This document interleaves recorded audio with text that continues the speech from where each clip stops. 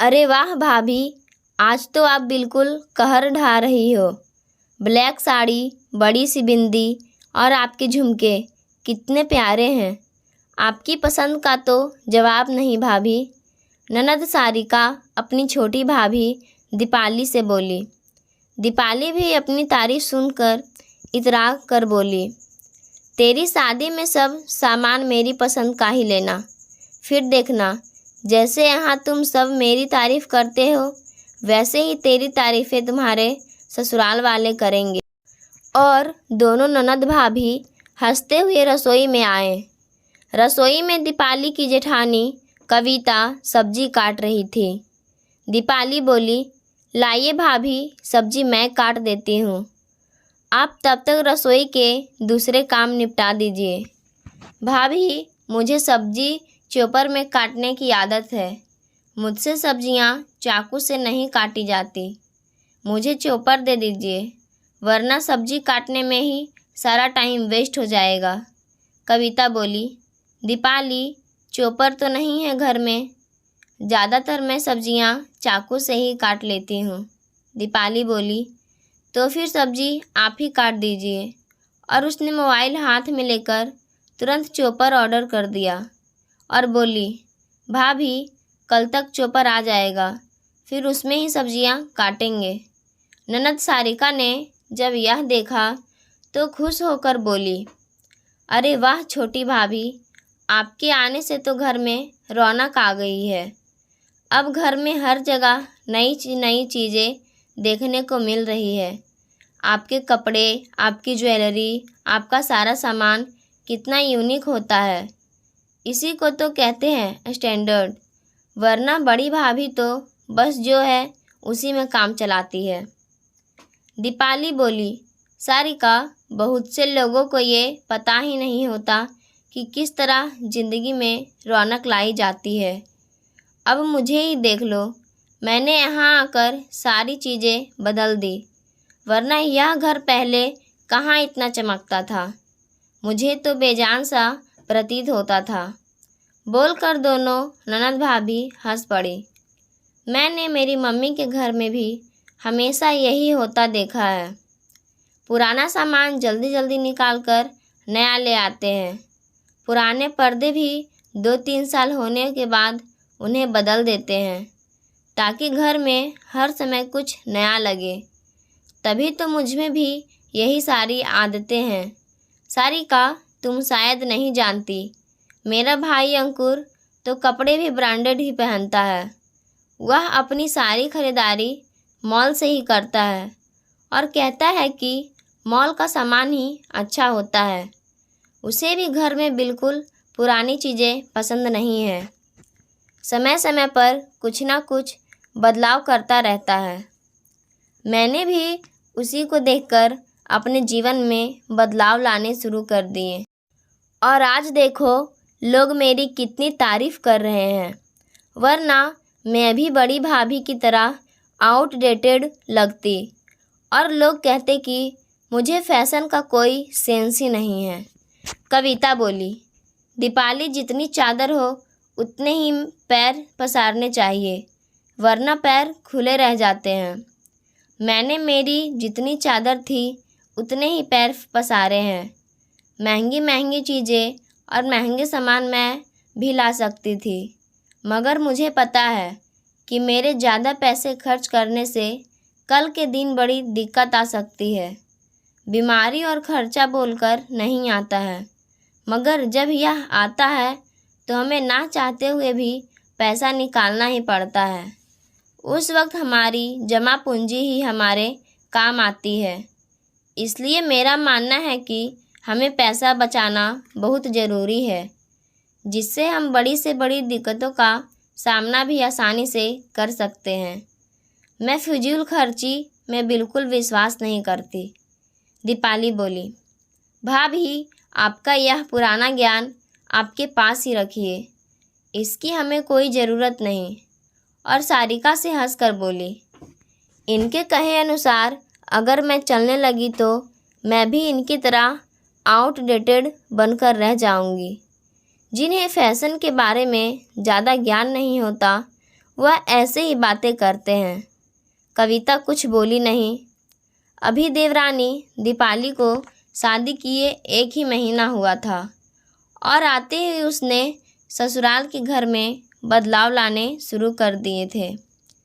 कविता जब घर की बहू बनकर आई तो सास संगीता जी ने घर की सारी जिम्मेदारी बड़ी बहू कविता के कंधों पर डाल दी थी, जिस वजह से अब तक घर का सारा सामान, साज सजा की चीज़ें सभी कविता ही देखते आई थी। मगर दीपाली ने आते ही हॉल से लेकर रसोई तक में सारी चीज़ें बदलनी शुरू कर दी। कभी दीपाली कहती, इतना पुराना फर्नीचर घर में कौन रखता है? यह सोफ़ा कितना पुराना हो चुका है। यह दीवार घड़ी अब सुहाती नहीं है। ऐसे बोल बोल कर उसने घर की सारी काया ही पलट दी और अब रसोई में भी यही बदलाव जारी थी। सास संगीता जी और ननद सारिका भी तारीफ करके छोटी बहू के इन हरकतों को और बढ़ावा देते, जिस वजह से दीपाली को अब आज़ादी मिल गई थी। वह सब अपने मर्जी से करने लगी थी। किसी को कुछ बताना या पूछना वह ज़रूरी नहीं समझती थी। कविता बहुत सोच समझ कर चीज़ें खरीदती थी। फिजूल खर्ची करने की आदत नहीं थी उसकी, इसलिए कम बजट में घर को सुंदर बना रखा था कविता ने। पहले जहाँ सभी कविता की समझदारी की दाद देते थे, वहीं अब दीपाली ने आकर घर वालों को एक नई दुनिया दिखाई थी। दीपाली को दिखावा करके लोगों को आकर्षित करने का शौक़ था। वह कीमती चीज़ें लाती जिससे घर वाले खुश होते, मगर कविता को यह सब फिजूल खर्च लगता।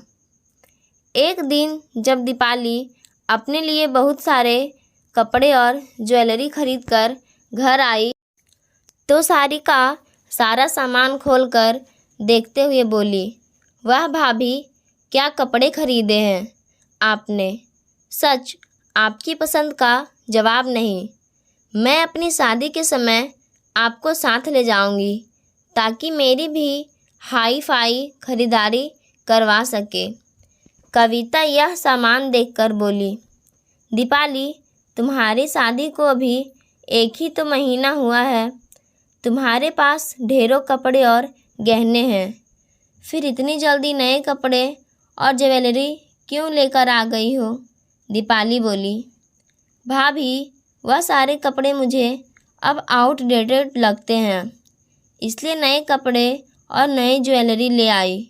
कविता बोली, दीपाली, ऐसे फिजूल खर्ची करना कहाँ की समझदारी है।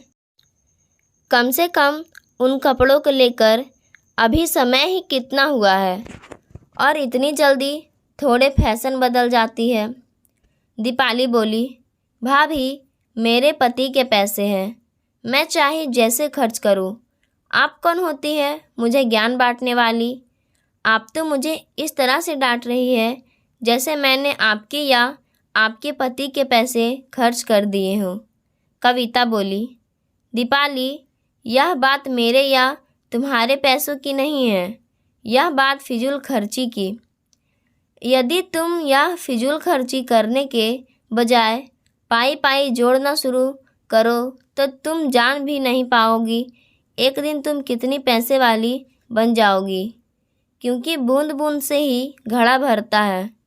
हमें अपने जीवन के दिनों में ही पैसे को संभालना चाहिए ताकि वह पैसा हमारे बुढ़ापे में काम आ सके, वरना दर दर ठोकरें खाने की नौबत भी आ सकती है।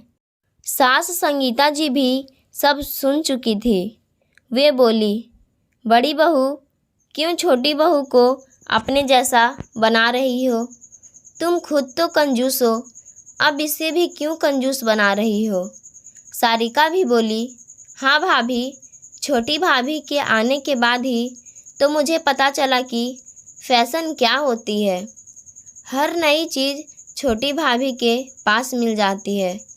सास संगीता जी ने भी दीपाली और सारिका का साथ दिया और कहने लगी, बड़ी बहू, इतने सालों तुमने घर अपने तरीके से चलाया, अब छोटी बहू को यह घर चलाने दो। वह नए ज़माने की है तो उसकी पसंद भी नई ज़माने की होगी, कविता बोली। मम्मी जी, मुझे जो बात गलत लगती है मैं उसे बस सभी के सामने रख रही हूँ, ताकि भविष्य में कहीं हम सबको मिलकर इसका खामियाजा ना भुगतना पड़े। दीपाली फिर से हंसते हुए बोली, भाभी, अगर आपको मैं इतनी ही गलत लगती हूँ तो खामियाजा भी मैं ही भुगतूंगी, आप नहीं। इसलिए मेरी आदतों को बदलने की कोशिश छोड़कर अपने आप को बदलना शुरू कीजिए, ताकि लोग आपको आउटडेटेड ना कहे। आपके हाथों में तो यह घर भी बिल्कुल बेजान हो चुका था, जिसमें मैंने एक नई जान लाई है। हो सके तो आप दूसरे को बदलने के बजाय अपने आप को बदलिए। कविता पाई पाई जोड़ने में विश्वास रखती थी, क्योंकि वह भी ऐसे घर में जहां उसके पिता ने पाई पाई जोड़कर खूबसूरत बंगला बनाया था, खूब व्यापार बढ़ाया था, मगर कभी अपने पैसों का दिखावा नहीं किया था। अपने ऊपर व्यर्थ खर्च करने के बजाय हमेशा ज़रूरतमंदों की मदद की थी, और वही सारे गुण कविता में भी आए थे।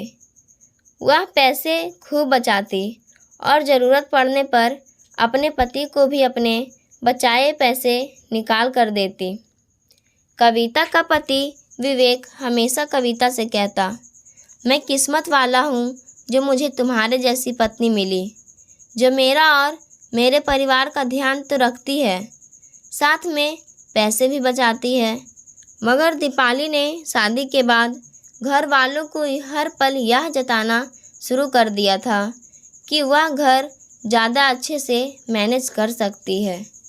कविता तो खुद भी आउटडेटेड है और उसके द्वारा लाया सामान भी। अब घर में कोई भी मेहमान आता तो सास संगीता जी और ननद सारिका दोनों दीपाली की तारीफ़ों के कसीदे गढ़ते और कहते, छोटी बहू तो खरा सोना है, मगर बड़ी थोड़ी अलग है। बड़ी बहू को भी छोटी बहू के रंग में रंगने की ज़रूरत है, मगर उसे तो अपनी पुरानी चीज़ों और पुराने सामान से ही लगाव है। उसे समझाने का कोई भी फ़ायदा नहीं, क्योंकि उसे लगता है वह अपनी जगह सही है।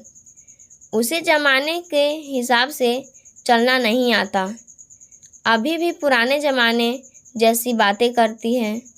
भला अब आज के ज़माने में भी कौन ऐसी दकियानुसी बातें करती है।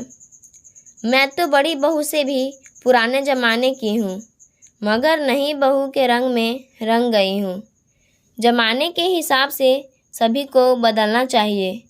दीपाली यह सब सुन सुनकर खुश होती और वह रहती भी हमेशा बन ठन कर, क्योंकि वह ज़्यादातर घर के वही काम करती जिसमें उसका मेकअप खराब ना हो। दीपाली कपड़े धोने मशीन डाल देती तो छत पर धूप में जाकर उन कपड़ों को सुखाती कविता। दीपाली सब्जी चॉपर में काट देती तो गैस पर पसीने में सब्जी बनाती कविता। इस तरह ढेरों घर के काम थे जिसमें बिना मेहनत वाला काम दीपाली कर लेती। कविता भी सब समझती थी, मगर जानती थी सास ननद पर अभी दीपाली का जादू चढ़ा हुआ है, इसलिए कुछ बोलती नहीं थी। दीपाली सास और ननद को भी आए दिन उपहार ला कर देती, जिसमें वे दोनों भी खुश रहते। कविता तो ज़रूरत पड़ने पर ही चीज़ें खरीदती थी और शादी ब्याह पर ही नई साड़ियाँ खरीदती। बाकी बाज़ार से कपड़ा खरीदकर उसके सलवार सूट बनवा देती। मगर दीपाली तो खुद भी मॉल से सारी खरीदारी करती और अब सारिका और सास को भी मॉल से ही खरीदारी करवाते। आज दीपाली की मम्मी का फ़ोन आया, जिससे दीपाली बहुत दुखी हो गई। सास संगीता जी के पूछने पर वह बोली, माँ, पापा और भाई हमेशा के लिए गांव में शिफ्ट हो रहे हैं। भाई की जॉब नहीं रही, अब इतने पैसे भी नहीं हैं कि वे लोग यहाँ शहर में अपनी ज़िंदगी बसर कर सके, इसलिए हमेशा के लिए गांव जा रहे हैं। संगीता जी ने भी सुनकर दुख व्यतीत किया और बोली, फिर यह शहर का मकान क्या करेंगे? दीपाली बोली, मम्मी बता रही थी कि भाई कर्जे में पूरी तरह डूब चुका है, इसलिए घर बैंक वाले सील कर रहे हैं।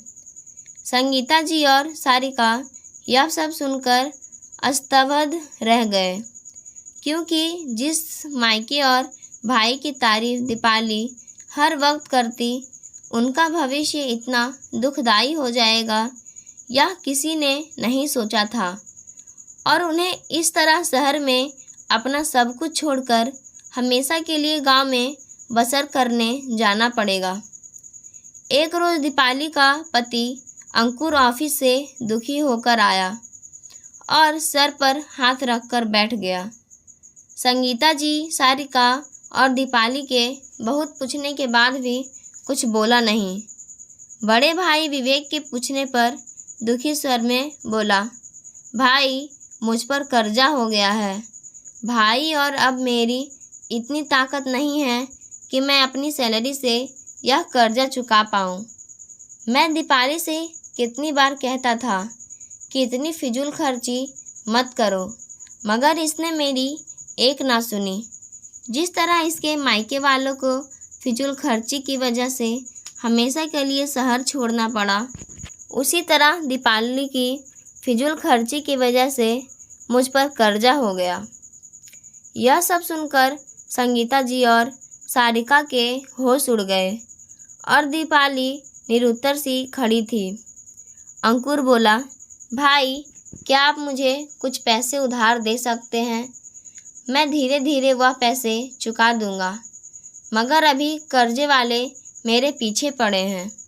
विवेक बोला, अंकुर मैं भी तो तेरी तरह एक ऑफिस में काम करता हूँ, अभी मेरे पास तुरंत कहाँ से आएंगे? उतने में कविता बोली, मैंने पैसे बचाए हैं, मैं वह लाकर देती हूँ।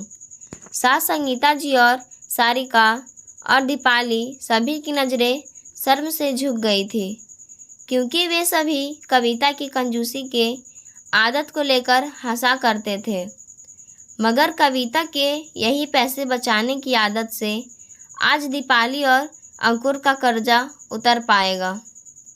अंकुर बोला, भाभी मैं यह पैसे जल्द आपको वापस करूँगा। आपके बचाए हुए पैसे ना होते तो जाने आज मेरा क्या होता। दीपाली ने रोते हुए कविता से माफ़ी मांगी और बोली, भाभी आप सही कहती थी, मगर मैं ही दिखावे और आडंबर की चकाचौंध में आप पर हंसती रही, जिसकी सज़ा मुझे भगवान ने दे दी है। साथ संगीता जी बोली, बड़ी बहू तो सचमुच सही थी, मगर हम लोग ही छोटी बहू की बातों में आ गए थे, हम पर भी आधुनिकता की पट्टी बंध चुकी थी। सारिका बोली, भाभी मुझे भी माफ़ कर दीजिए, आप सही कहती थी, जितनी चादर हो उतने ही पाँव पसारने चाहिए। मुझे आपसे सबक मिल चुका है, अब मैं कभी दिखावे की चकाचौंध में अंधी नहीं बनूंगी और सही गलत में फ़र्क समझ पाऊंगी। दोस्तों, इंसान को कभी भी उतने ही पैर पसारने चाहिए जितनी चादर हो, वरना इंसान को उसका खामियाजा भुगतान पड़ सकता है। और कभी भी अपने अच्छे वक्त पर घमंड नहीं करना चाहिए, क्योंकि बुरा वक्त आने में देर नहीं लगती। दूसरों पर हंसकर भगवान हमें भी दूसरों की नज़रों में हंसी का पात्र बनाते देर नहीं करता। दोस्तों, आपकी ये शिक्षाप्रद कहानी कैसी लगी हमें कमेंट के माध्यम से ज़रूर बताएं, और चैनल पर पहली बार विजिट किए हैं तो हमारे चैनल को सब्सक्राइब करना ना भूलें। धन्यवाद।